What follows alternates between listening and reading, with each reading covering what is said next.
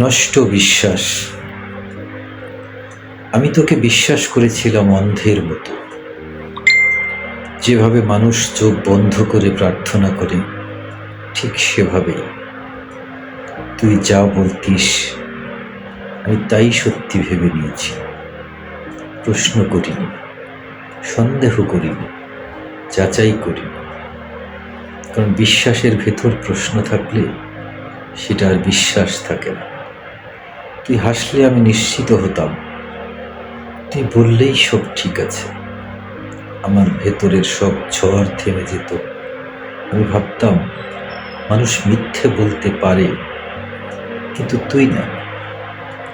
তুই তো আমার বিশ্বাস ছিলি, মানুষ না। কিন্তু ধীরে ধীরে কিছু কথা মিলতে চাইল, কিছু সময়, কিছু আচরণ, কিছু নীরবতা, সব মিলিয়ে অদ্ভুত একটা ফাঁক তৈরি করল। আমি তখনও চোখ বন্ধ রেখেছি, নিজেকে বোঝালাম না, এটা ভুল বোঝাবুঝি। একদিন ভুল বোঝাবুঝির ভিড়ে একটা মিথ্যে ধরা পড়ল, তারপর আরেকটা, তারপর একটার সাথে আরেকটা জুড়ে একটা সত্য দাঁড়িয়ে গেল। তুই মিথ্যে বলিস।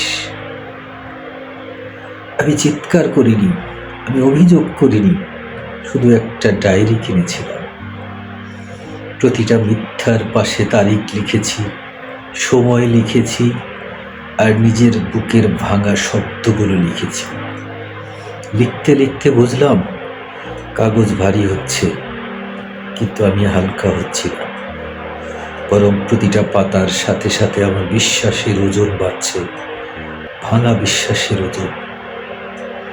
আজ ডায়েরিটা হাতে নিলে হাত কাঁপে, কারণ ওটার ভেতরে শুধু লেখা নাই, ওটার ভিতরে আমার নিঃশর্ত ভালোবাসা আছে, আমার নীরব সহ্য আছে, আর আছে তোকে অন্ধের মতো বিশ্বাস করার অপরাধ বোধ।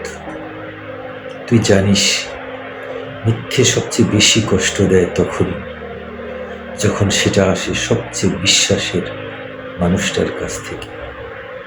আজও আমি তোকে ঘৃণা করতে পারি, শুধু বিশ্বাসটা আর বাঁচিয়ে রাখতে পারলাম না। ভালোবাসা হয়তো এখনো কোথাও বেঁচে আছে, কিন্তু বিশ্বাস সে অনেক আগেই ডায়েরির শেষ পাতায় চুপচাপ